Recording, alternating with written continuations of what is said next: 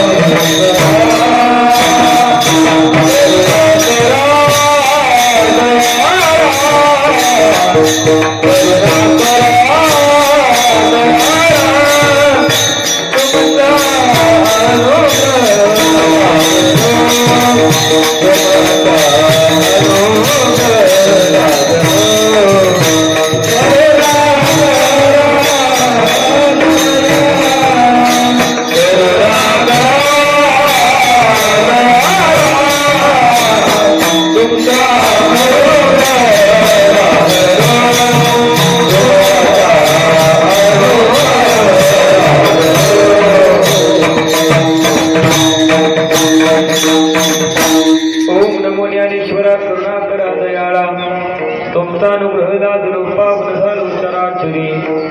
सेवे लागी सेवक झालो तुमच्या लागलो चरणा अहो स्वामी तुकया देवा यावरी न करावा भैरवाता मत येते करावे देवा जेही तुझे सेवा सकळ गोवा गोनी विठाल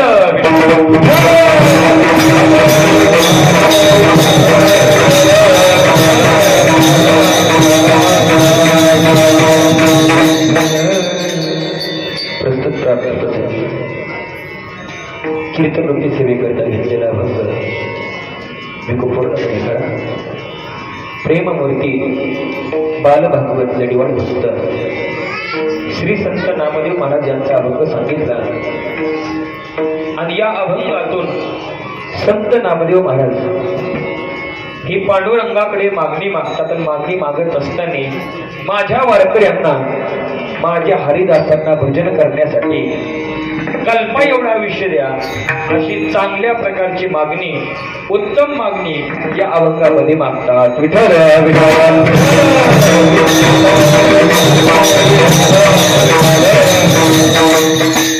तर वाक्याचं कर्तव्य असतं, 2 मिनिटं परिहार द्यायचा असतो. प्रत्येकाला माहित आहे आपल्या इंदापूर नगरीमध्ये राम मंदिरामध्ये अखंड हरिनाम सप्ताह चालू आहे. सप्ताहाचं वर्ष सांगितलं 11वं. या 11व्या वर्षामधील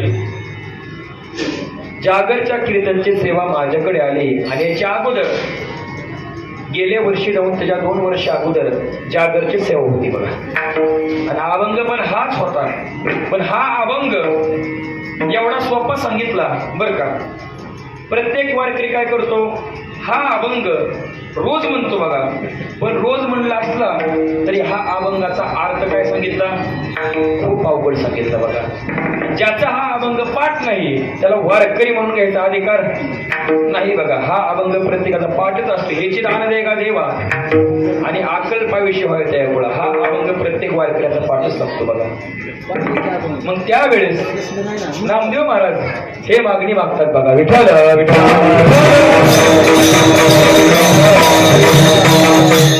मग त्यावेळेस मागणी मागत असताना 4 प्रकारच्या गोष्टी लागतात. पहिली गोष्ट कोणती, प्रकृष्टार्थना, प्रकृष्टानामार्थना, प्रकृष्टोतार्थना आणि प्रकृष्टाभ्यर्थना. त्यामुळं प्रत्येकाच्या लक्षामध्ये आलं असेल का, तर आपल्या सप्ताहाचं वर्ष सांगितलं 11वं. त्यामुळे या ठिकाणी जाणकार लोक सांगितली आणि कीर्तन हे प्रत्येकाच्या लक्षामध्ये येतं बघा.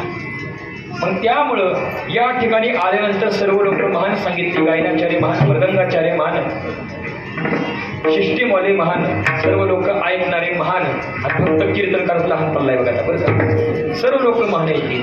आणि त्यामुळं या ठिकाणी आल्यानंतर असं वातावरण तयार होतं की आपल्या आता राम मंदिरामध्ये सप्ताह 11 वर्ष टिकणार नाही, 15 वर्ष टिकणार नाही, 50 वर्ष टिकणार नाही, 100 वर्ष टिकणार नाही. जोपर्यंत चंद्र सूर्य आहे ना तोपर्यंत आपल्या मंदिराचं सप्ताह टिकणार नाही. तर या ठिकाणी दररोज काय सांगितला, दररोज हरिपाठ सांगितला आणि भगवंताच्या दरबारामध्ये नामस्मरण सांगितलं. त्यामुळं आपल्या सप्ताहाची काय होते, अजून ताकद वाढते. म्हणून सर्वांचा आभार म्हणून कीर्तनाला सुरुवात करतो. विठ्ठल.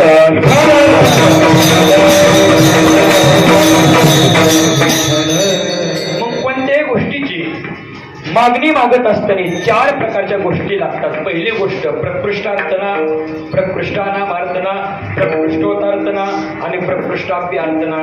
याचा अर्थ काय सांगितला, मागणी श्रेष्ठ असावी. पहिली गोष्ट काय, मागणी श्रेष्ठ असावी, मागणी श्रेष्ठाकडे असावी, मागण्याचा विषय श्रेष्ठ असावा, ज्यांच्याकरिता मागितलंय ते लोक श्रेष्ठ असावेत. या 4 गोष्टीवरून काय होते, तर या 4 गोष्टीवरून मागणी ठरते. विठ्ठल विठ्ठल.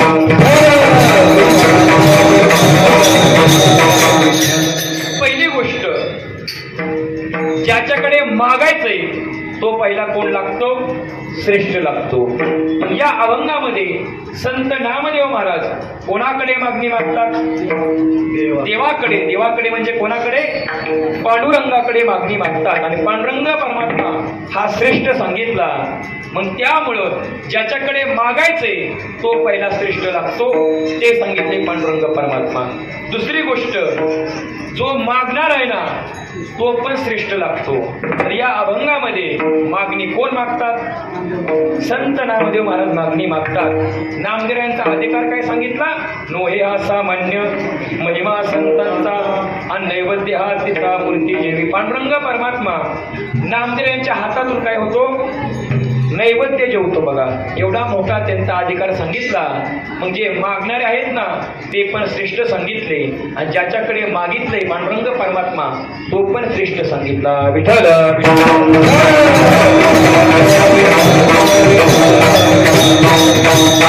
आणि तिसरी गोष्ट, ज्यांच्याकरिता मागितलंय ते कोण लागतात, ते श्रेष्ठ लागतात. मग मागणी कोणासाठी मागितली, माझ्या सकळा हरीच्या दासा म्हणजे वारकऱ्यांसाठी मागणी मागितली. हरिदास म्हणजे वारकरी, ते पण श्रेष्ठ सांगितले. म्हणजे मागणारा श्रेष्ठ असावा, बरं का.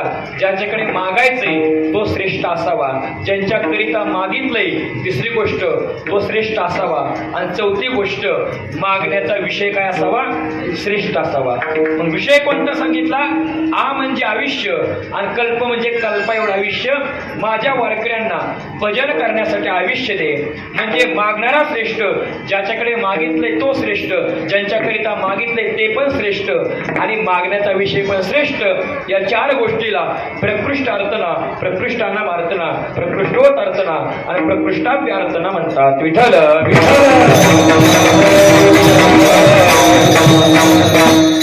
आता या अभंगामधील आपण पहिला शब्द पाहिला तर पहिला शब्द कोणता सांगितला, बोलत चला कोणता, अकल्प सांगितला. आ म्हणजे आयुष्य आणि कल्प म्हणजे कल्पा एवढा आयुष्य. म्हणजे आ म्हणजे आयुष्य. आता कल्प कशाला म्हणायचं तर कल्पाचं गणित सांगत असताना कीर्तन थोडं ऐकायला जड जाईल बरं का, पण या अभंगावरती कीर्तन थोडंसं ऐकावं बरं का. कल्प कशाला म्हणायचं, कलियुग, सत्ययुग, द्वापारयुग, त्रेतायुग या चार युगांची बेरीज केल्यानंतर काय होते, एक चौकडी होते. त्याच्यामध्ये कलियुगाचा विषय सांगितलं 4,32,000. किती वर्ष सांगितलं, 4,32,000. आता कलियुग सुरू होऊन 5,122 वर्ष पूर्ण झाली. 4,26,878 वर्ष अजून शिल्लक सांगितली. म्हणजे कलियुगाचा विषय सांगितलं 4,32,000, द्वापार युगाचं सांगितलं 8,64,000, त्रेतायुगाचं सांगितलं 12,96,000, सत्ययुगाचं सांगितलं 17,28,000. असं 4,32,000 अधिक 8,64,000 अधिक 12,96,000 अधिक 17,28,000 बरोबर किती येतं, किती, 43 का, तर 43,20,000 वर्ष येतात. त्याला म्हणायचं एक चौकडी, 4 युगांची एक चौकडी. मग त्या एका चौकडीला परत 71 ने गुणायचं. मग 43,20,000 गुणले 71 बरोबर किती येतं,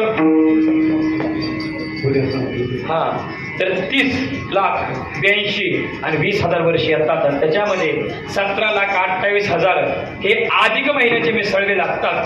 तेव्हा एक मनवंतर होतं आणि ते एका मनवंतराला परत काय करायचं, परत त्याला 14 ने गुणायचं. थोडं सोपं करून सांगतो. 43,20,000 गुणले 71 गुणले 14 अधिक 17,28,000 बरोबर 4,32 कोटी. आणि 4,32 कोटी म्हणजे एक कल्प. विठ्ठल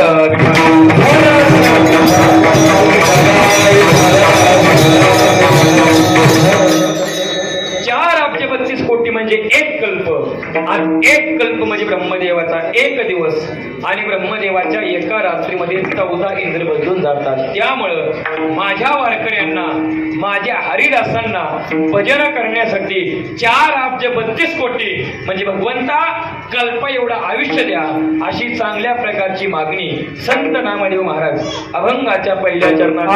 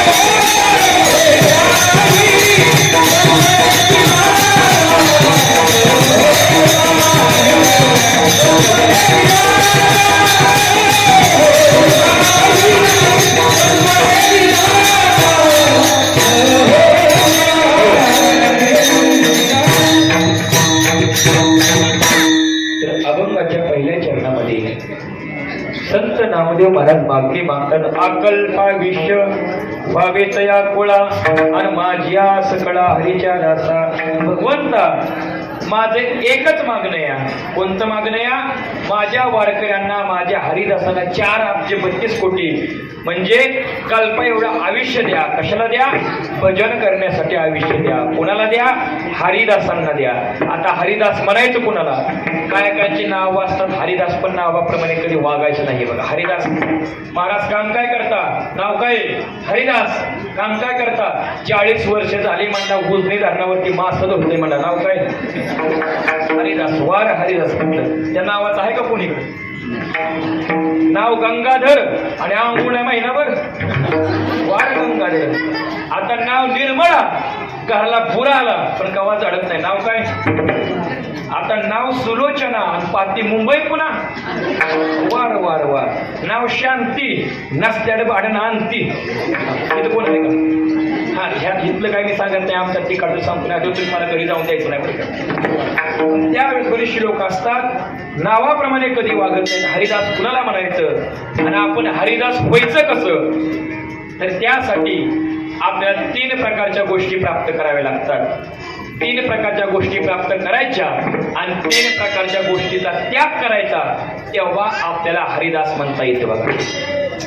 मग हरिदास व्हायचं असेल तर पहिली गोष्ट आपण काय करायचं? रामकृष्ण हरी या मंत्राचा जप करायचा. या मंत्राचा जप केला तर काय होतं? आपण हरिदास होतो बघा. तुकोबर यांनी काय केलं? रामकृष्ण हरी विठ्ठल केशव आणि मंत्र हा जपावा सर्व काळ. याचं नामस्मरण केल्यामुळं ते हरिदास पदाला प्राप्त झाले बघा. मग आपण जर विचार केला आज खूप मोठा पर्व काळ सांगितला बरं का. पर्व विशेष भागवत धर्मी नरसिंह जयंती रामनवमी बरं का. वामन जयंती जन्माष्टमी उत्तम उत्तम शिवरात्र.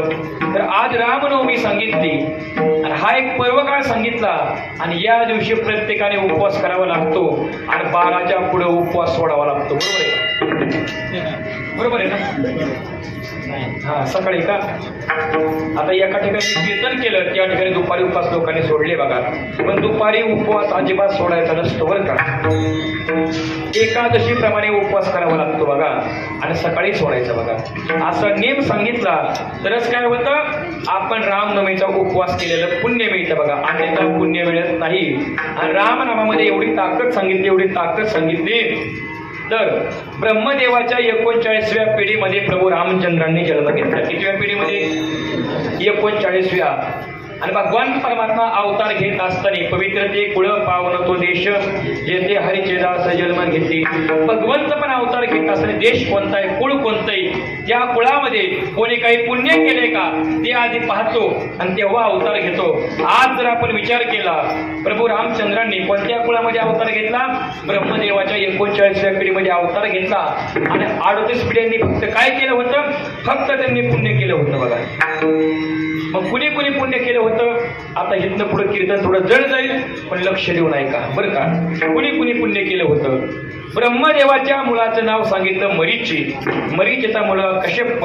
कश्यपचा विवस्वान. विवस्वानचा वैवस्वत. वैवस्वता इक्ष्वाकू. इक्ष्वाकूचा कुशी. कुशीचा विकुशी. विकुशीचा बाण. बाणचा अरण्य. अरण्यचा मुलगा पृथू सांगितला. पृथ्वीराजानं काय केलं होतं? गायीच्या शेंगामध्ये सोनं भरून गायी दान केल्या होत्या. त्याला म्हणायचं पृथू. त्या पृथूचा मुलगा त्रिशंकू. त्रिशंकूचा धुंदुमार. युवनाश्य. मादांत. सुसंधी. ध्रुवसंधी. प्रसेजिन आणि भरत राजा जास्त पराक्रमी असल्यामुळं भगवंताचं नामस्मरण केल्यामुळं जास्त भक्ती केल्यामुळं भरत राजाच्या नावावरून आपल्या देशाला कोणतं नाव पडलं? हा हे माहित होतं का अगोदर? हा फक्त कोणतं नाव पडलं लक्षात ठेवायचं. भरत नाव पडलं. त्या भरतचा मुलगा आसितचा सगरचा अंशुमान. अंशुमानचा दिलीप आणि दिलीपचा भगीरथ. भगीरथ कुणाला म्हणायचं? त्याने स्वर्गाहून काय आणली होती? गंगा. वा गंगा आणली होती बघा. त्या भगीरथचा मुलगा कुकुस्वा. कुकुस्वाचा मुलगा रघु राजा जास्त पराक्रमी असल्यामुळे तेव्हापासून त्या कुळाला कोणतं कुळ प्रसिद्ध झालं? रघुकुळ. त्याच्या अगोदर इक्ष्वाकू नावाचं कुळ होतं आणि रघु राजापासून पुढे रघुकुळ म्हणून काय झालं? प्रसिद्ध झालं. त्या रघुचा मुलगा प्रवृद्ध, शंकन, सुदर्शन, प्रतिशुक. प्रतिशुकचा मुलगा अग्निवर्ण बरं का. मग अग्निवर्णानंतर त्यानंतर त्यांचा मुलगा सांगितला अंबरीष. अंबऋषीसाठी जन्मस्वसीले अंतृष्टा निर्दायले किती एक. भगवंताने 10 अवतार कोणासाठी घेतले? अंबऋषीसाठी अवतार घेतले. त्या अंबरीष नावाचे ऋषी होते ना, त्यांचा मुलगा सांगितला नहुस. ब्रह्मदेवाच्या 31व्या पिढीमध्ये नहुस राजांनी जन्म घेतला आणि 100 यज्ञ पूर्ण केले आणि 100 यज्ञ पूर्ण करून स्वर्गामध्ये निघाले. 10 तासाने त्यांना सांगितलं दिवस मावळाच्या आत स्वर्गामध्ये यावं लागल तर तुम्हाला इंद्रपद मिळेल, अन्यथा इंद्रपद मिळणार नाही. ते नहुस राजा निघाले, पालखीमध्ये बसले होते. पालखी निघाली, खांद्यावरती पालखी होती. मनामध्ये विचार आला जर दिवस मावळला तर इंद्राची पत्नी पण मला मिळणार नाही आणि राज्य पण मला मिळणार नाही. मनामध्ये काम वासना निर्माण झाली. हातामध्ये हसोड घेतला. त्या सेवकांना मारू लागला. लवकरात लवकर चला. त्या सेवकाने सांगितलं नहुस राजा एवढं कामाने भांबावलंय ना, तुला मृत्यू लोकांमध्ये सर्प होऊन पडावं लागल असा शाप दिला. तो नहुस राजा मृत्यू लोकांमध्ये सर्प होऊन पडला आणि आपल्या इंदापूर तालुक्यापासून 15 किलोमीटर अंतरावरती पडला. त्या गावाचं नाव काय कोणतं? बिसे महाराजांनी सांगितलं पळसदेव. बघा बरोबर आहे. बघा ते पळसदेव सांगितलं आणि ते पळसनाथाचं मंदिर सांगितलं ना. मग त्यावेळेस त्यांनी सांगितलं मी शापामधून मुक्त केव्हा होईल, मला शापामधून मुक्त करा, मी चुकलो. त्यांनी सांगितलं पळसनाथाच्या मंदिराच्या शिखरावरती कावळा ज्यावेळेस बसून पाणी पिल्ला त्यावेळेस तुम्ही शापामधून मुक्त होताल. असं 4500 वर्षापूर्वी भीमा मात्मी नावाच्या ग्रंथामध्ये वर्णन आलं आणि डेक्कन कॉलेजला हा ग्रंथ सांगितला. 1972ला उजनी धरण झालं. ते मंदिर पाण्यामध्ये गेलं. गेल्या 1 वर्षापूर्वी आपण त्या ठिकाणी गेलो तर त्या शिखरावरती कावळा बसून काय करतो? पाणी पितो. हे केव्हा लिहिलं होतं?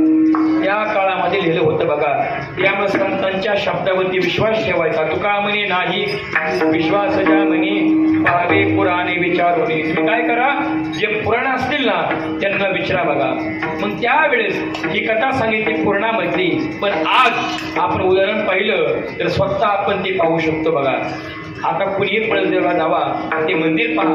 आता ते मंदिर उघडं आहे. बघा मग त्या नहुसचा मुलगा ययातीचा नाभाग, नाभागचा अजचा दशरथ आणि दशरथचा राम. मला सांगा ब्रह्मदेवाच्या 39व्या पिढीमध्ये प्रभू रामचंद्राने जन्म घेतला आणि अखंड काय केलं? त्यांच्या 38 पिढ्यांनी फक्त पुण्य केलं आणि पुण्य केल्यामुळे भगवंताला त्या ठिकाणी अवतार घेतला नाही, त्या ठिकाणी अवतार घ्यावा लागला. त्यामुळे रामनामाची ताकद एवढी सांगितली. आपण रामनाम घेतलं तर कोणतीही अमंगल गोष्ट असेल ना तिला मंगल करण्याची ताकद ही कशामध्ये सांगितली? भगवंताच्या नामामध्ये सांगितली. थोडा विको द्या. मंगल भवन मंगल हारी प्रभुत दशरथ अजीर बिहारी. मंगल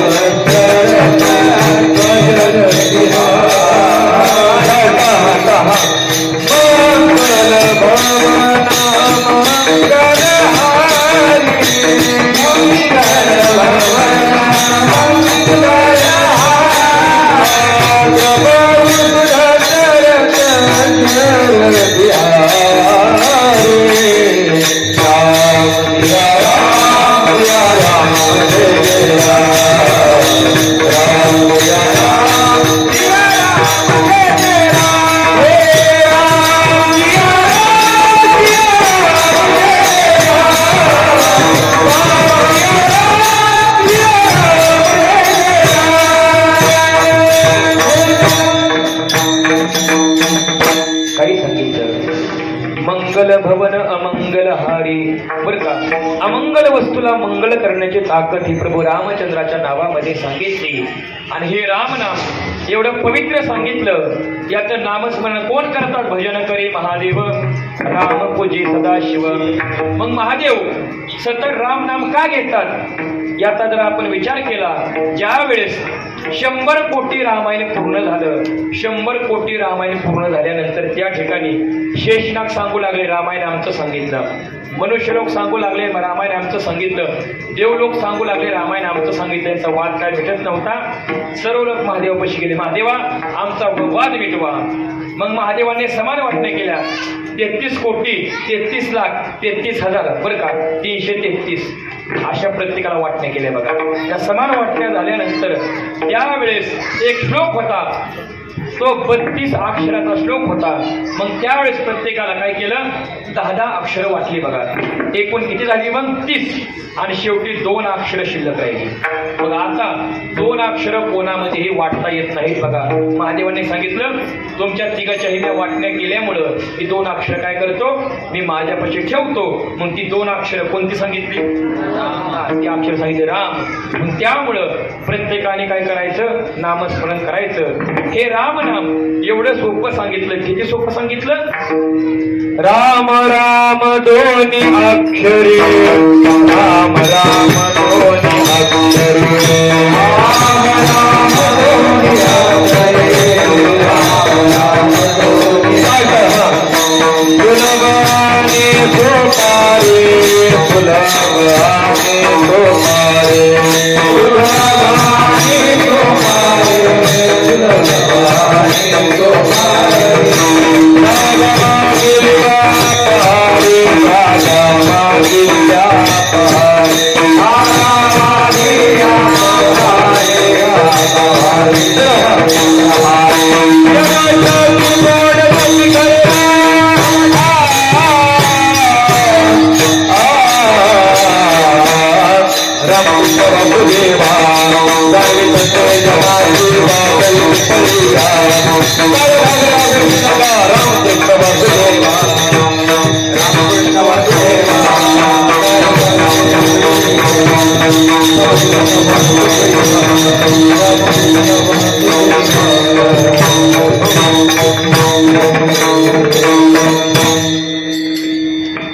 पाठ कसं काय न न न म्हणून जागेवरती आणायचं बघा. असते आपली मोठ सवाल आहे, जे तुमचं पाठ असतं ते माझं पाठ नसतं, आणि जे माझं पाठ आहे ना ते तुमचं पाठ नसतं. त्यामुळे मी पण लय शहाणा आहे सगळं समजायचं नाही बरं का. त्यामुळं जे टाळकऱ्यांचं पाठ असतं ना त्यांनी अवघड प्रमाण दिलं, आपण काय सांगायचं. मग त्यावेळेस कीर्तनकाराला काय वाटतं, त्यांचं मोजकं पाठ असतं कीर्तन करायचं बरं. आणि लोकांना काय करायचं, हा तुम्हाला पाठच नाही काहीच नाही, अशी माप काढायची, अशी माप अजिबात काढायची नसतात बरं का. त्यावेळेस कसं का असं ना, फक्त न न म्हणून जागेवरती आणायचं का, खाली बसल्याच्या लोकांच्या काय लक्षामध्ये येत नाही. ते काय होतं, मग एकमेकाचं झाकून जातं बघा. हा गायक चांगलं होत असं लोक म्हणतात बघा. फक्त काय करायचं, कुणी कुणाला काय कळून द्यायचं नाही बघा. चोरीचा मामला हळूहळू असं काय नाही बघा, असू द्या. मग त्यावेळेस राम राम दोन्ही अक्षर, सुलभ आणि सोपारे, जागा मागेली पहारे, शेवटची गोड त्याची खरे का. राम नाम घेतलं शेवटचा दिवस गोड होतो. त्यामुळं आपण काय करायचं, पहिली गोष्ट कोणत्या गोष्टीचा अंगीकार करायचा, रामकृष्ण हरी या मंत्राचा अंगीकार करायचा. विठ्ठल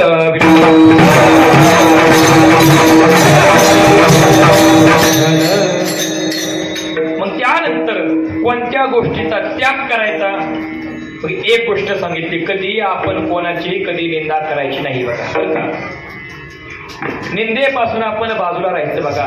तर बरीचशी लोक असतात सारखी निंदा करतात. आपण सहज म्हणलं, होय महाराज कालठणमध्ये प्रसाद महाराज पाटील चांगल्या प्रकारे गायन करतात, ते तुमच्याच गावचं का, त्याला काय येतं माणसं म्हणतात. लगेच वाढीव बांधकाम सुरू करायचं. कसलं बांधकाम, वाढीव बांधकाम सुरू करायचं. सहज म्हणलं, होय हो तरंगवाडीमध्ये विसे महाराज जुन्या काळापासून चांगल्या प्रकारे गायन करतात, भजन करतात बरं का, त्याला गाता येतं का, त्याला काय येतं, लगेच वाढीव बांधकाम बघा.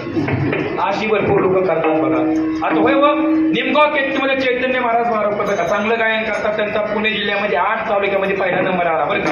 हे चांगलं गायन करतात का, त्याला काय येतं, तुला काय येतं मला माझे. बरेचसे लोक असं सारखं माफ करतात आणि वाढीव बांधकाम करतात बघा. असं अजिबात करायचं नाही. जर आपण निंदा केल्यावर काय होतं, एखादं पाप आपण केलं नसलं का नाही तरी ते पाप काय होतं, आपल्या डोक्यावरती बसतं. त्यामुळं आपण कधीही कोणाचीही निंदा करायची नाही. विठ्ठल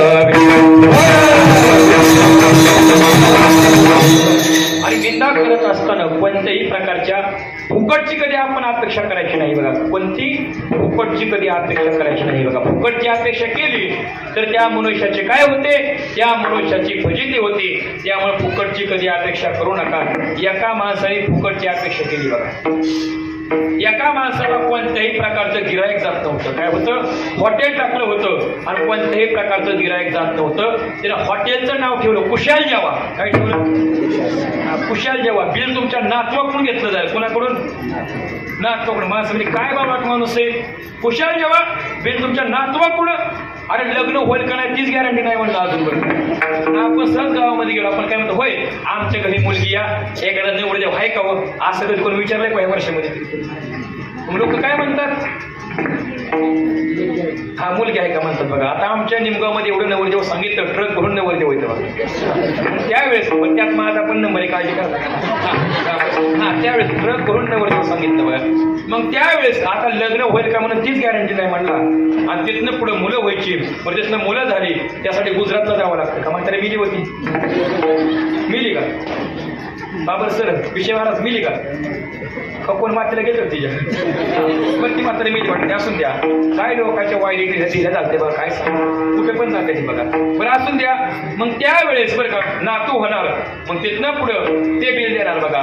काय बाबा माणूस आहे कुशाल जेव्हा बिल तुमच्या नातवाकडून घेतलं जाईल, फुकाटचं धावलं आणि बापल्यात धावलं बघा. गेलं एवढं जेवण केलं, एवढं जेवण केलं. मग त्यावेळेस माघारी फिरत असताना तसं टेबल सोडला, वेटर आला. वेटर माझ्यासारखा नव्हता बघा. वेटर कोणासारखा होता माहितीये का? आपले पक्कोर माणसासारखा होता बघा. का? जाड लागतो, उचापुरा लागतो यांच्यासारखा होतं बघा. का? जर माझ्यासारखा वेटर असला माणसं काय करते, मार देऊन निघून जाते बघा. वेटर कसा लागतो? चांगला वेटर लागतो बघा. त्यावेळेस त्यांनी सांगितलं हे 2000 रुपये बिल भरा. माणूस म्हणला बिल अजिबात भरणार नाही. का? तुम्ही काय सांगितलं? बिल तुमच्या नातवाकडून घेतलं जाईल. माणसं म्हणली तुम्ही जेवल्याला बिल नाही म्हणते, तुम्ही जेवल्याला बिल नाही, तुमचं आज येऊन गेलं त्याचं बिल आहे म्हणजे. बरं लवकरात लवकर भरा, नाहीतर भांडी घासायला तयार व्हा बघा. बरं मला सांगा हे कशामुळे घडलं? तर त्यांनी फक्त फुकटची अपेक्षा केली, आणि फुकटची अपेक्षा केल्यानंतर मनुष्याला काय होतं तर आपली फजिती होते आणि दुःख भोगावं लागतं. विठाल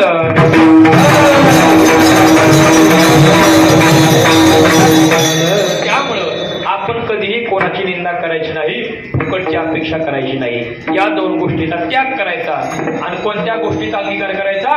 रामकृष्ण हरी मंत्राचा जप करायचा. आणि दुसरी गोष्ट कोणती सांगितली? ज्या ठिकाणी ज्ञान प्राप्त करायचं असेल ना तर मनुष्याने काय केलं पाहिजे?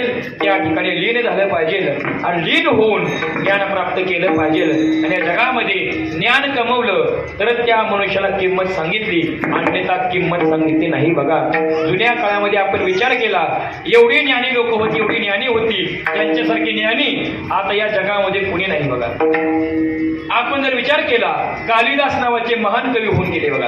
हे एवढे ज्ञानी होते, त्यांना हरवायसाठी बऱ्याचशा गावामधून लोक यायची. एक मनुष्य आला, त्या गावाच्या वेशीपाशी आला, वेशीमधून आज प्रवेश केला आणि प्रवेश केल्याबरोबर असं माडीवरती पाहिलं तर एक मुलगी होती बघा.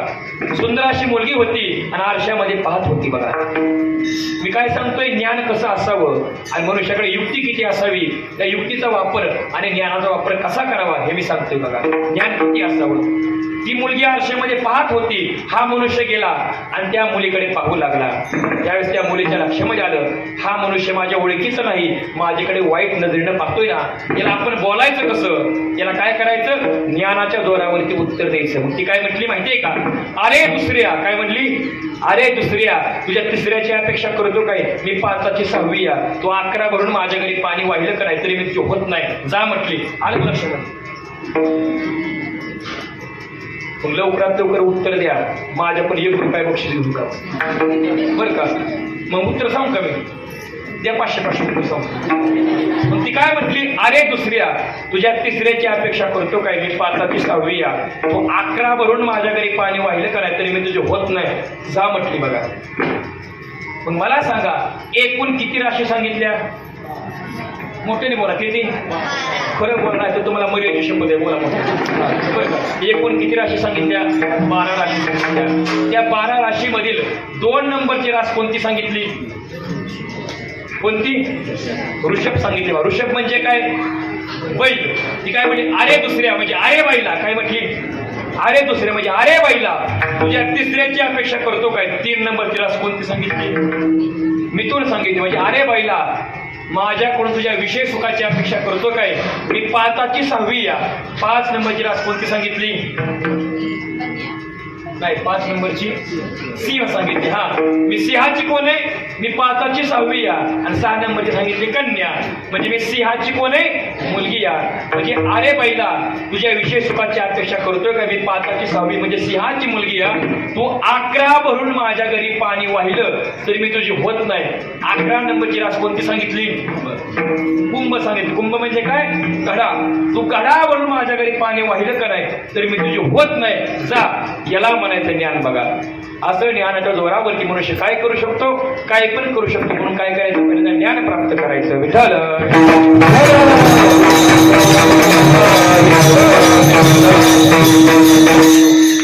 पण बरीचशी लोक असतात ज्ञान कधी प्राप्त करत नाही बघा. पहिली गोष्ट रामकृष्ण हरी मंत्राचा जप करा. दुसरी गोष्ट ज्ञान प्राप्त करा. आणि तिसरी गोष्ट ज्या मंत्राचा आपण जप करतो ना त्या देवतेशी आपण एकनिष्ठ राहू जोडा. वारकरी संप्रदायामध्ये आपण काय करायचं? पांडुरंग परमात्म्याशी एकनिष्ठ भाव जोडायचा. पांडुरंग परमात्मा प्रभू रामचंद्र हे अवतार एकच सांगितले पण आपण काय करतो? वेगळ्या स्वरूपामध्ये पाहतो बघा. हे असताना काय सांगितले? एकच सांगितले बघा. त्यामुळं महादेव आणि विष्णू यांच्यामध्ये कोणत्याही प्रकारचा भेद करू नका. हरिहरा भेद हरिहरा भेद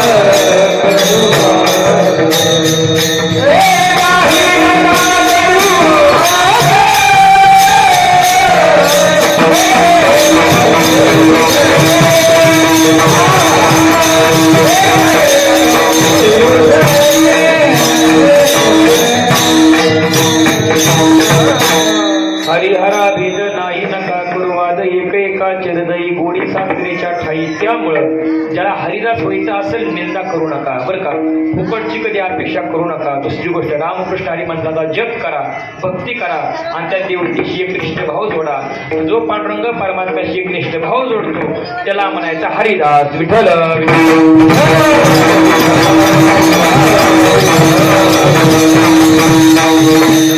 बरीच लोक असतात सारखं वारकऱ्यांचं माप काढतात. वारकऱ्याला कधी खायला मिळत नाही, काही मिळत नाही, सारखं असं म्हणतात बघा. तसं कधीही वारकऱ्याचा आपण माप काढू नका. का तर वारकऱ्यांचा अधिकार मोठा सांगितला. पांडुरंग परमात्म्याची वारी करतो. वारी करत असताना एवढा भगवंताशी एकनिष्ठ भाव जोडतो, एवढा एकनिष्ठ भाव जोडतो तसा कुणीही भाव जोडू शकत नाही बघा. साधी वारी आली की वारकऱ्याला सांगावं लागत नाही बघा चला पंढरपूरला. आपोआप मनामध्ये इच्छा असते. घटिका बोटे दिवस लेखी धरोनिया माप. बोटावरचे काय करतो? दिवस मोजतो. आता वारी येईल, मग वारी येईल बघा. ही वारकऱ्याची अवस्था असते. पण जो वारकरी नसतो ना त्याला काय विचारू नका. महाराज वारी करतं का? वारी करतो. कुठपर्यंत असतं? फक्त पुण्यापर्यंत. कुठपर्यंत? पुण्यामध्ये काय असतं? मी प्रत्येक कीर्तनामध्ये सांगतो बघा. पुण्यामध्ये काय असतं? हा बिस्किट. हा बरोबर बिस्किट. बरोबर. वा वा वा वा. त्यावेळेस शिंदे मॅडम म्हणतात बिस्किट असतात. बरोबर आहे बघा. आपण बघतो एकदा वारीमध्ये बरं का बिस्किट असतात. कोणत्या कंपनीचे असतात? पार्लेजी का? बरोबर. मारी बरं बरं बरं असू द्या. हां त्यानंतर अजून काय काय असतं? नाही लाडू असतं. कुठलं? राजगिराचं. बरं बरं बरं. हां हां भरपूर गोळा करायला दिसते. हां बरं. हां आता गोळा करत असताना पिशवी असते. कसल्या रंगाची असते हो? तिकडे गोळा केली बघ त्यांनी. हां त्याला पिशवीचा रंग सांगते तो त्याला खरा वारकरी म्हणायचा. आता कुठल्या कंपनीची असते? त्याला 8 पिढ्याचा वारकरी म्हणायचं. कुठली कंपनी? सगळ्यांनी गोळा केला दिसते बघा. कंपनीची असते. अजून 2 वर्षापूर्वी ती सोडून अजून एक कंपनी आली बघा, ती आपल्या शेजारची कंपनी बरं का. आणि पिवळ्या रंगाची पिशव्या. कुठली कंपनी?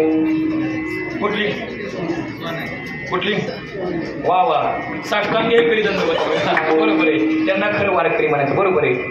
मग भरपूर लोक गोळा करतात बघा कुठं वारीमध्ये गेल्यावर. एक म्हातारी एवढं गोळा करायचे, घे केळ टाक पिशवीत, घे केळ टाक पिशवीत, घे केळ टाक पिशवीत. काय बघता केळात शिकरान जात तरी गोळाच करते. पण मावशी गप गोळा करू नको, माझा नातू खाली म्हणते बघा. एवढं गोळा करतात ते का? पण पुण्यामध्ये गोळा करत असताना एका रांगेमध्ये उभा राहायचं असं ती मावशी निघाली बघा. असं रांगेमध्ये उभा राहायची. मावशी ही तुमच्या रांगेची रांग नाही, गप म्हणली. तुला माझ्या अगोदर सगळं घ्यायचं संपल्या पण घेऊ म्हटली. हो पाठीमागं म्हटली. त्या मावशीच्या पाठीमागं मी बघा. ती रांग पुढे गेली फुकू मारत बरं का. त्या मावशीचा नंबर आला आणि त्या ठिकाणी बोर्ड लावला होता, येथे वारकऱ्यांच्या दाढी कटणी फुकाट करून मिळतील बघा. बोर्ड लावला आणि त्याचा कट मारला. कोणता कट मारला? कोणता?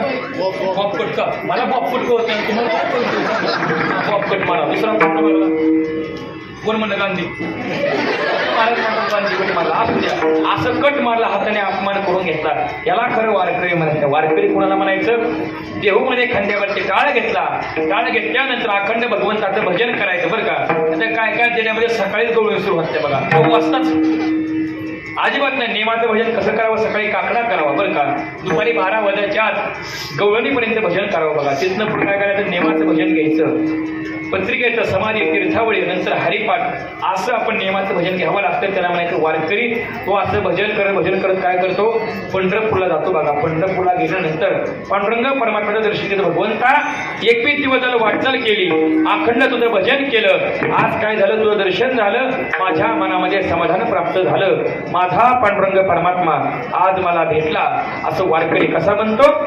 भेटला विठ्ठल माझा, भेटला विठ्ठल, भेटला विठ्ठल माझा, भेटला विठ्ठल, भेटला विठ्ठल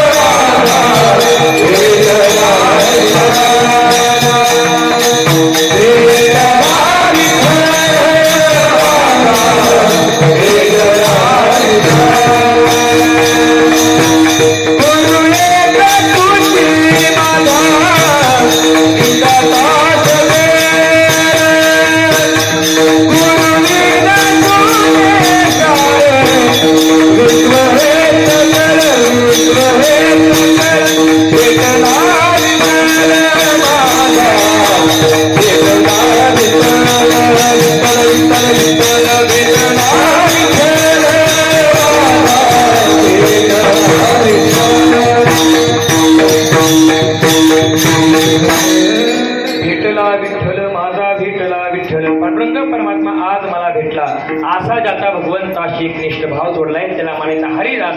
अशा वारकऱ्यांसाठी, अशा हरिदासांसाठी, अशा वैष्णवासाठी संत नामदेव महाराज कोणती मागणी मागतात?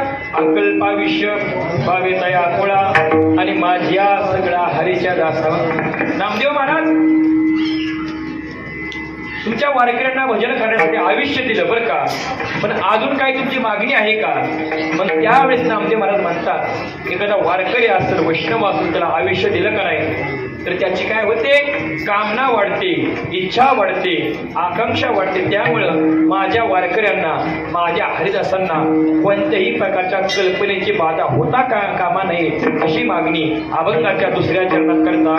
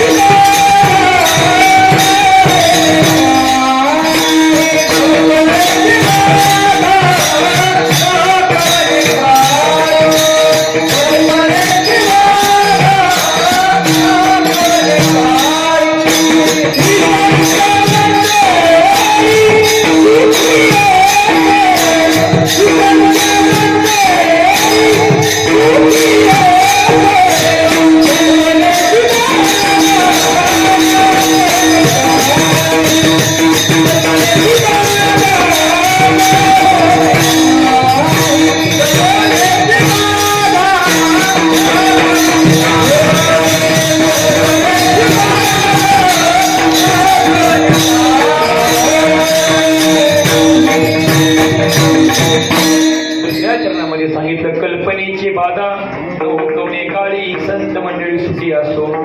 या कल्पना या शब्दाचे 3 प्रकारचे अर्थ सांगितले. पहिला अर्थ सांगितला लक्षात नाही का बरं का. पहिला अर्थ सांगितला कामना, दुसरा अर्थ सांगितला इच्छा.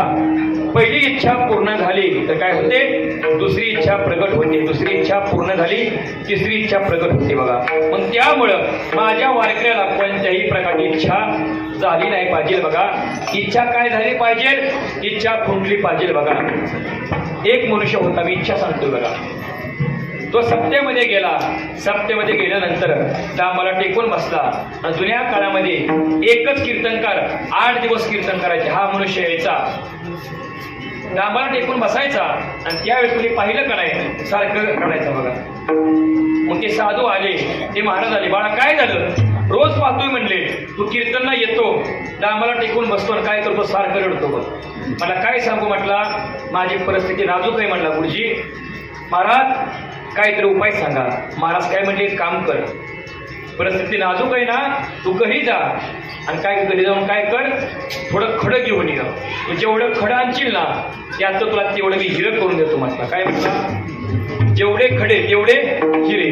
हा घरी गेला, एक वाटी घेतली, वाटीमध्ये खडे टाकले बरं का आणि निघाला. म्हणा वाटीवर खडे वाटीवर हिरे म्हटलं. आता नाही म्हटलं, मोठं फरात घे म्हटलं. पातीले घेतलं, पातीलेवर हिरे, पातीलेवर खडे, पातीलेवर हिरे म्हटलं. भागणार नाही म्हटलं. परत काय केलं, पिकअप बोलवला. पिकअप करून काय केलं, खडे गोळा केले बघा. भरपूर खडे गोळा केलं. पिकअपवर खडे, पिकअपवर हिरे बघा. नाही म्हणला, ट्रॅक्टर बोलू मला. ट्रॅक्टर बोलवला बघा. 15 ट्रॅक्टर बोलवलं. एवढं असं खडं गोळा करायला लागला. 15 ट्रॅक्टर खडे, 15 ट्रॅक्टर हिरे म्हटला. परत काय केलं, 5-25 ट्रका बोलवल्या बरं का. चलू द्या सकाळपर्यंत असं. मग काय झालं, 5-25 ट्रका बोलवल्या, खडं गोळा करायला लागला. त्या गावचा सप्ताह संपला, महाराज निघून गेला, अजून खडं गोळा करतोय बघा. तुम्हाला सांगा, अजून इच्छा कधी पूर्ण होत नाही बघा बरं का. पहिली इच्छा पूर्ण झाली, सारखी इच्छा वाढत जाते. त्यामुळे माझ्या वारकऱ्याला कोणत्याही प्रकारची इच्छा कधी झाली नाही पाहिजे बघा. विठ्ठल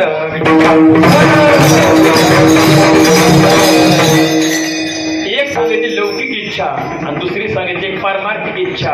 लौकिक इच्छा अजिबात झाली नाही पाहिजे बघा.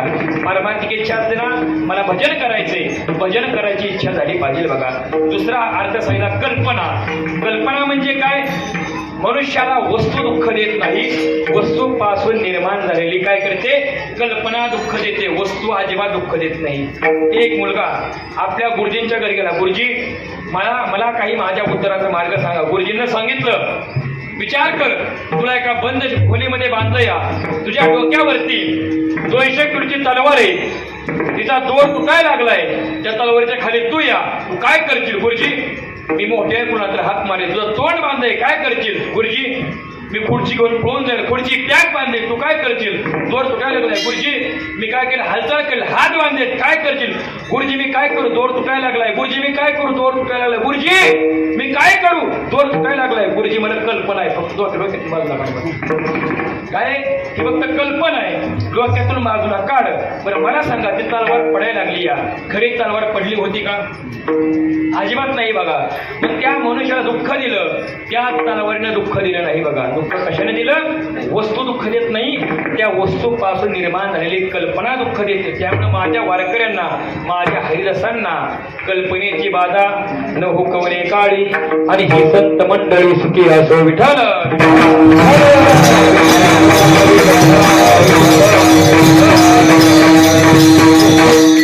जर कल्पनेपासून बाजूला निघायचं असेल ना, तर त्यासाठी आपली इच्छा मारावी लागते आणि आपण दुसऱ्याचा विचार करावा लागतो. तेव्हा काय होते, आपली कल्पना आपोआप निघून जाते. पण आजच्या काळामध्ये लोक कधी दुसऱ्याचा अजिबात विचार करत नाहीत बघा. 3 मित्र होते. किती मित्र होते, 3 मित्र होते. एक शेतकरी होता बर का, एक मुस्लिम होता, एक मारवाडी होता. तिघजण काय म्हटले, आपण तीर्थयात्रा करायला जायचं. प्रत्येकाने 20-20 किलो तांदूळ घेतला. किती किलो घेतला, 20-20 किलो तांदूळ घेतला बरं का. दुसऱ्याचा आपण विचार करावा लागतो बरं का, तेव्हा आपला उद्धार होतो. मग त्यावेळेस काय झालं, 20-20 किलो तांदूळ घेतला आणि तिघांनी विचार केला, आज काय करू, तुझा तांदूळ संपू म्हटले. दोघांचा तांदूळ संपला आणि तिसरा होता ना त्याचा तांदळाचा वापर केला. तिघांना भूक लागली. ते विचार करू लागले आता काय करायचं म्हटले. या ठिकाणी आपण भात शिजवू म्हटले. मग तो तांदूळ टाकला बरं का, भात शिजवाय टाकला. पण त्याने काय सांगितलं आता आपण झोपायचं बरं का. भूक तर सगळ्यांना जास्त लागली. या आता तांदूळ शिल्लक नाही, तिघांनी झोपायचं. आणि ज्याला चांगल्या प्रकारे स्वप्न पडेल ना त्यानं पहिल्यांदा भात खायचं म्हणलं. काय म्हटलं, ज्याला चांगलं स्वप्न पडेल ना, चांगल्या प्रकारे स्वप्न पडलं त्यानेच भात खायचा. बाकीचा शिल्लक राहिला मग त्यानं खायचा.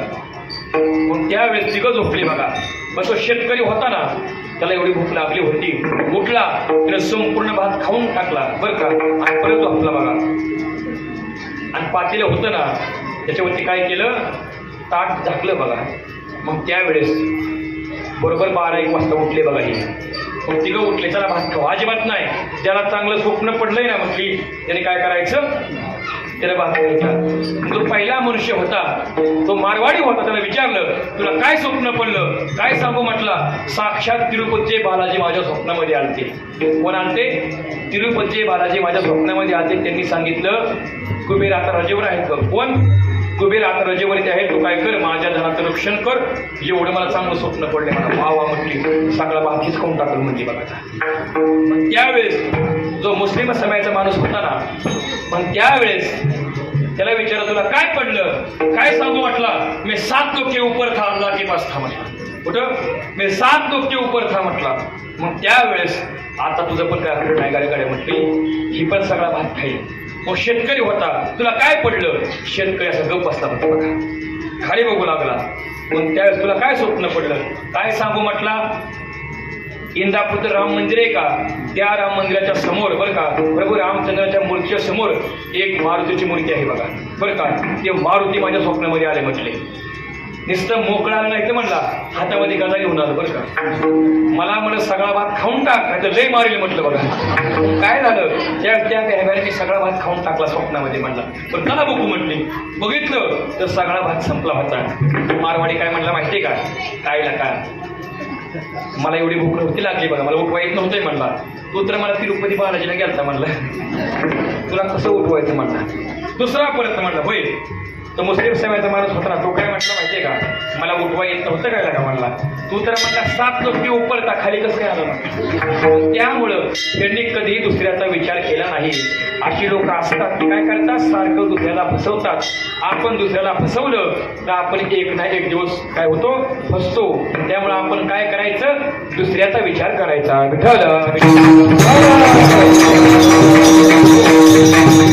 त्यावेळेस दुसऱ्याचा विचार केल्यानंतर त्या मनुष्याची काय होते, कल्पना निघून जाते. कल्पनेची बाधा नोहकवणे काळी संत मंडळी सुखी असो. नामदेव महाराज तुमच्या वारकऱ्यांना भजन करण्यासाठी एवढं आयुष्य दिलं बरं का. त्यांना कल्पनेपासून बाजूला ठेवलं बरं का, त्यांना सुखी केलं. अजून तुमची इच्छा काय आहे का. मग त्यावेळेस नामदेव महाराज काय म्हणतात, माझ्या कल्पनेपासून बाजूला ठेवलं, आयुष्य दिलं. पण काय होतं, आयुष्य जास्त वाढलं तर त्या मनुष्याला अहंकार निर्माण होतो. माझ्या वारकऱ्यांना, माझ्या हरिदासांना अहंकार नाही, अहंकाराचा वारा पण लागला नाही पाहिजे बघा. अहंकारचं तिसरं चरण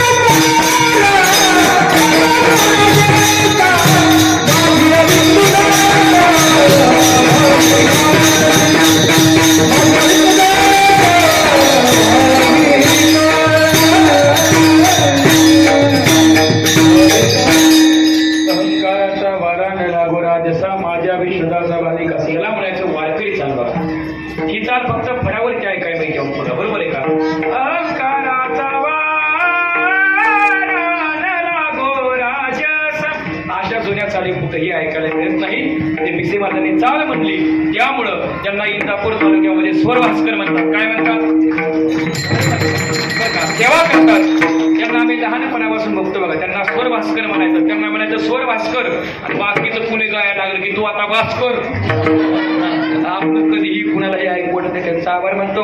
या ठिकाणी आमचे प्रसाद महाराज सांगितले त्यांना पण स्वर भास्कर म्हणतात.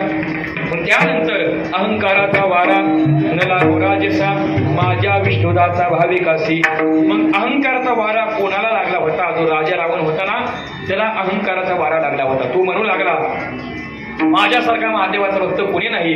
33 कोटी देवबंदी शाळेमध्ये टाकले, 9 ग्रहाच्या पायऱ्या केल्या. 9 ग्रहाच्या पायऱ्या केल्यानंतर त्या ठिकाणी सांगू लागला. काय सांगू लागला? आता मी काय करणार? तर मी आता जे महादेव आहेत का त्यांना पण लंकेमध्ये घेऊन येणार. मग त्यावेळेस राजा रावण निघाला. कैलासामध्ये गेल्यानंतर त्या ठिकाणी नंदी महाराज आले. नंदी महाराज काय म्हटले? रावणा कुठं झालाय? तो मला महादेवाला आणायला चालू आहे म्हटला. मग त्यांनी सांगितलं, महादेव हे एकट्याची सांगितले नाही, साऱ्या जगाचे सांगितले बरं का. तू काय कर, अजून वेळ जायची, आता वर शान होऊ, नाहीतर तुला काय व्हावं लागेल, शेवटी मारावं लागेल बरं का. तरी तो ऐकत नव्हता. दोघांचं युद्ध झालं. आता युद्धामध्ये नंदी महाराज होते ना, त्यांना मूर्छित केलं. मग शेवटी सांगू लागले नंदी महाराज. काय सांगू लागले? रावणा अजून वेळ गेला नाही, घड्याळ पुढे चालले बरं का.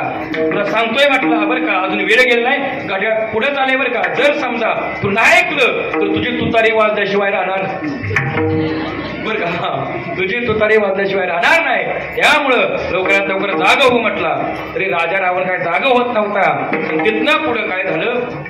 शेवटी आपले हात होते ना, त्या हाताने संपूर्ण कैलास पर्वत काय केला? उचलला. आणि उचलल्याबरोबर महादेवांना राग आला. रावण हा माझा परमभक्त सांगितला, आणि परमभक्त असताना त्याला काय झालाय? भक्तीचा अहंकार झालाय. त्याचा मी कोणताही अपराध सहन करू शकतो बरं का, पण मी त्याचा अहंकार कधी काय करू शकत नाही, सहन करू शकत नाही. जो आपला पाय होता ना, तो काय केला? अंगठा होता ना उजव्या पायाचा, तो खाली दाबला. खाली दाबल्याबरोबर रावणाचे काय झाले? दोन्ही हात त्या ठिकाणी सापडले बघा. आणि सापडल्याबरोबर वाचवा म्हणून रावण मोठ्याने म्हणून लागला. त्यावेळेस त्या ठिकाणी आले. कोण आले?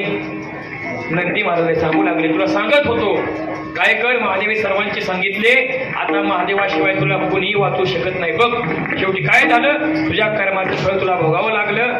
आता काय कर, महादेवाची आराधना कर, महादेवाशिवाय तुला दुसरं कुणी वाचू शकत नाही. त्यावेळेस त्याने महादेवाची आराधना सुरू केली. कुणी सुरू केली? रावणाने केली. कशी सुरू केली? जटाटवी गलत जल प्रवाह पावितंतले गले मलम जलम पितांबुजंग चंद्रमालिक नमस्त मस्त मस्त मन्यनाद वर्त मरवय कारचंद तांडवं तनोतुराय शिवाय जटाकटा संभ्रमभ्रमण्यलिंब निर्झरि विलोलवीर वंदरे विराजमान जगत जगत जगत गलत नाटवंत पावके विलोलत शेखरे रतीक्षणं जयपद प्रमिक्रम प्रमदभुजंग मश्वदने क्रमक्रम कराकराल बालहरि दिवित दिवित दिवित वाणं मंगल ध्वनिक्रम प्रवर्तते जन्नकांडवश. ओम नमः शिवाय. काय केलं? प्रत्येकाच्या लक्षामध्ये आलं लक्षामध्ये फक्त ओम नमः शिवाय लक्षामध्ये आलं, बाकीच काय येत नाही का? असं राजा रावणाने तयार केलं होतं. रावण चांगला होता का वाईट होता? कसा होता? चांगला होता ना.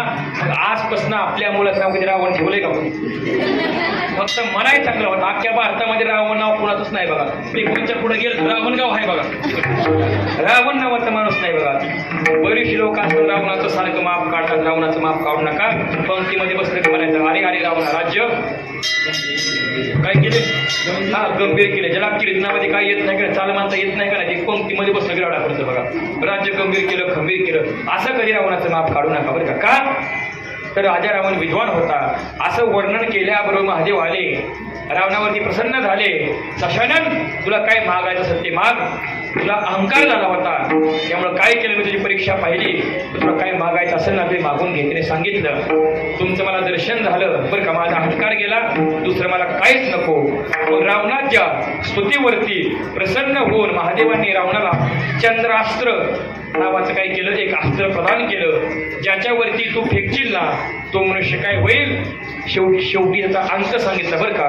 फक्त तो धर्माच्या बाजूने असला पाहिजे बघा. कुणावर फेकलं तर त्याचा घात करून माघारी येणार बघा. मग त्यावेळेस राजा रावणाने याचा वापर प्रभू रामचंद्रावरती अजिबात केला नाही. का केला नाही? फक्त तो धर्माच्या बाजूने नव्हता बघा. मग त्यामुळं राजा रावणाला अहंकार झाला नव्हता, फक्त अहंकाराचा वारा लागला होता. तरी रावण काय झाला? मरणाच्या दारामध्ये गेला होता. जर पूर्ण अहंकार झाला तर काय होईल? त्यामुळं माझ्या वारकऱ्यांना अहंकाराचा वारा नला गोरा जसा आणि माझ्या विष्णुदासा भाविक असतील, जे विष्णूचे दास आहेत ना, जे वारकरी आहेत ना, त्यांना अहंकार नको. आता वारकऱ्याला अहंकार भरपूर असतो, एकच अभंग पाठ असतो, पण माझ्यासारखं कोणाचा पाठाच नाही, माझ्यासारखं गायन कोणीच करत नाही. बरेच लोक असं म्हणतात. आता आमच्या आजोबांना एकच अभंग येतो, 10 वर्ष एकच अभंग म्हणतात. जयाची द्वारी सोन्याचा पिंपळा, जयाची द्वारी सोन्याचा पिंपळा. 10 वर्ष अभंग म्हणला, दारामध्ये पिंपळ उगवला. काय सांगू? त्यांना म्हणलं पिंपळ उगवला म्हणला, बंद केव्हा केला? दुसरा पिंपळ उगवायला लागला की बंद केला म्हणलं. मग त्यामुळं एकच अभंग येतो, पण माझ्यासारखं कोणीच नाही बघा. पक्वाच्या लावायला लागला, हाय कमी हान तिथं म्हणायचं बघा. त्याला तर माणसं दमून गेली बघा, अक्षरशः तालुका दमून गेला. आम्ही लहानपणी कुठे गेलो, हाय कमी. पक्वाच बरोबर असला का तरी काय करायचं? बरोबर काय करायचं? कमी करायचं आणि परत काय म्हणायचं? आता लागला म्हणायचं. आमच्या नेमगामध्ये असाच माणूस होता बघा. मला पक्वास चांगल्या प्रकारे लावता येत होता, मी पक्वास लावला कराय तरी काय करायचं? नका ती महाराजाला त्याला लावायच्या उभा करणार, लागला असला का तर पूर्ण बिघडवायचं, परत काय करायचं? परत म्हणायचं आता शिक लागला म्हणायचं. मग काय झालं? काळ पुढे गेला. गेल्या 3 वर्षापूर्वी ती ॲप आलं बघा. त्या ॲपवरती कितीही पक्वास उंच असला, कमी असला, केसभर वर असला तरी दाखवतो बघा. मग तेच पक्वास क्लिअर लावला आणि त्यावेळेस तो माणूस आला आणि त्याने परत पक्वास लावला. काय म्हटला? थोडा कमी म्हटला. अजिबात कमी नाही म्हटलं. ॲप सांगते म्हणलं, त्याच्यावरती केसभर पण खाली दाखवत नाही, वर दाखवत नाही. कसं काय म्हणते? वयाचे मान्य होतं म्हणलं का वसरे. म्हणजे असं करून काय करतो? सगळ्याची मापं काढतो का त्याला म्हणायचं. त्यामुळं ज्याला पक्वास लावा येतो ना, त्याला कधी वाजवा येत नाही. ज्याला वाजवा येतो त्याला कधी लावा येत नाही. ज्याला लावा येतो त्याला वाजवा येत नाही. ज्याला लावाय पण येत नाही, वाजवाय पण येत नाही, कुठं बिघडलायची गोष्ट तिथं हात परत त्यांचं. मग अशी कुडगी माणसं असतात बघा. त्यामुळं अहंकाराचा वारा नला गोरा जसा माझ्या विष्णुदाचा भाविक असीन, कल्पनेची बाधा न हुकवणे काळी, ही संत मंडळी सुखी असो. विठोबा रघुमाई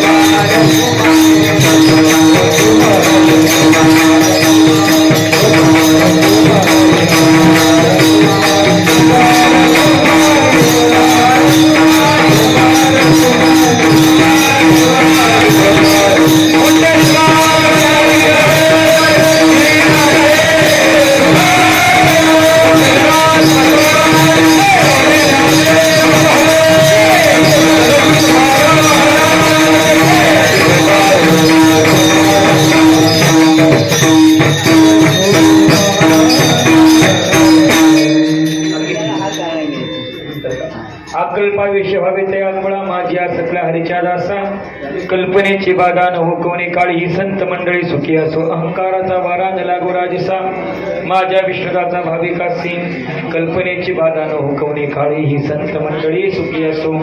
नामामने तया असावे कल्याण, ज्या मुखी निधान पांडुरंगा, कल्पनेची बाधा न हुकवणे काळी, ही संत मंडळी सुखी असो. शेवटच्या चरणामध्ये सांगितलं काय? नामामने तया असावे कल्याण, भगवंता त्यांचं कल्याण करा. कुणाचं करा? ज्याच्या मनामध्ये काय? ज्या मुखी निदान पांडुरंग, सतत तुमचं नामस्मरण असेल ना, त्यांचं कल्याण करा बरं का, अशी नामदेव यांनी मागणी मागितली. पण ही मागणी भगवंताने का पूर्ण केली असेल?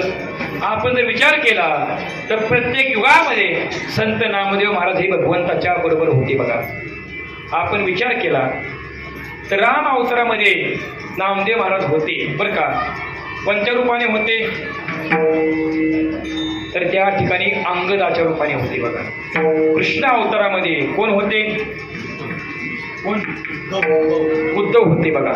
मग त्यावेळेस प्रत्येक अवतारामध्ये हे कोण असतात? तुकोबारे असतात, नामदेव महाराज असतात. बघा, आपण जर विचार केला, संत सेना महाराज हे कोणाचे अवतार सांगितले? भीष्माचार्य होते ना, ते कोण होते? संत सेना महाराज होते. बघा, संत सावता महाराज हे कोणाचे अवतार सांगितले? कोणाचे? जनक राजा होते ना, जनक राजाचे अवतार संत सावता महाराज सांगितले राम अवतारामध्ये. आणि त्यानंतर कृष्ण अवतारामध्ये कोण होते? कृष्ण अवतारामध्ये पेंड्या म्हणून कोण होते? संत सावता महाराज होते. बा, प्रत्येक युगामध्ये प्रत्येक संत असतात, नामदेव महाराज असतात. बघा, मग त्यांनी सांगितलं, भगवंता मी काय केलं? प्रत्येक जन्मामध्ये प्रत्येक युगामध्ये मी तुमची सेवा केली आहे, त्यामुळं काय झालं? मला काहीतरी मागण्याचा अधिकार आहे. बघा, तरी भगवान परमात्मा अगोदर त्यांची मागणी पूर्ण करत नव्हता. मग त्यांनी सांगितलं, माझा हिशोब करी केशवा, लक्ष 84 केली तुझी सेवा. भगवंता आता माझा लवकरात लवकर हिशेब करा. का? 84 लक्ष योनी झाली, मी काय केलं? तुमची सेवा केली. का? तुमचं माझं आता पटणार नाही. मग शेवटी एखादा कामावचा गडी असेल बरं का, त्याचं मालकाचं भांडण झालं तर तो काय म्हणतो? मालक माझा हिशेब करा. त्याच्या अंगावरती धावून जातो. तसं नामदेव महाराज भगवंताच्या अंगावरती धावून गेले आणि माझा हिशोब करा. मग त्यावेळेस स्वतः भगवान सांगू लागले, रामदेव महाराज असं मनामध्ये काय आणू नका. मी काय केलं? तुमची मस्करी केली, तुमची चेष्टा केली. तुमची काय इच्छा असेल ना, मी ती पूर्ण करतो बरं का. मग त्यावेळेस भगवंताने काय केलं? त्यांची इच्छा पूर्ण केली. कोणती इच्छा पूर्ण केली? अकल्पाविष्य भावेतया कुळा माझ्या सगळा हरीच्या दासा. जो मागणारे रामदेव महाराज ते पण श्रेष्ठ सांगितले. ज्याच्याकडे मागितले पांडुरंग परमात्मा तो पण श्रेष्ठ. ज्यांच्याकरिता मागितले हरिदास ते पण श्रेष्ठ. आणि मागणी पण श्रेष्ठ. अकल्प आयुष्याची मागणी पण श्रेष्ठ. ही पहिली मागणी मागितली. ही मागितल्यानंतर माझ्या वारकऱ्यांना बरं का आयुष्य वाढलं तर काय होती? कल्पना निर्माण होते, इच्छा निर्माण होते, कामना निर्माण होते. काय करा? इच्छेपासून, कल्पनेपासून, कामनेपासून त्यांना बाजूला ठेवा. कल्पनेची बाधा न हो कोणी काळी. आणि ही संत मंडळी सुखी असो आणि त्यांना कोणत्याही प्रकारचा अहंकार अजिबात निर्माण झाला नाही पाहिजे. बघा, अहंकाराचा वारा नुसता अहंकार नाही, साधा वारा पण नाही लागला पाहिजे. बघा, अहंकार गेला किंवा अभिमान गेला, तुका म्हणे देव झाला. जर आपण भगवंताचं नामस्मरण केलं, आपला अभिमान घालवला तर तो मनुष्य काय होतो? राम म्हणता रामच होईजे, पदी बैसोनी पदवी घ्यायचे. स्वतः आपण राम होतो. त्यामुळं अहंकार त्यांचा बाजूला ठेवा. अहंकार त्यांचा बाजूला केला. अहंकाराचा वारा गेला गुराजसा माझ्या विष्णुदाचा भाविक असेल. त्यानंतर काय करा? जे तुमचं सतत नामस्मरण करतात ना त्यांचं कल्याण करा. मग त्यामुळं कल्याण करायचं असेल ना तर आपण काय करायचं? प्रत्येकाने माऊलीचं नामस्मरण करायचं आणि तुकोबरायचं नामस्मरण करायचं. ज्ञानेश्वर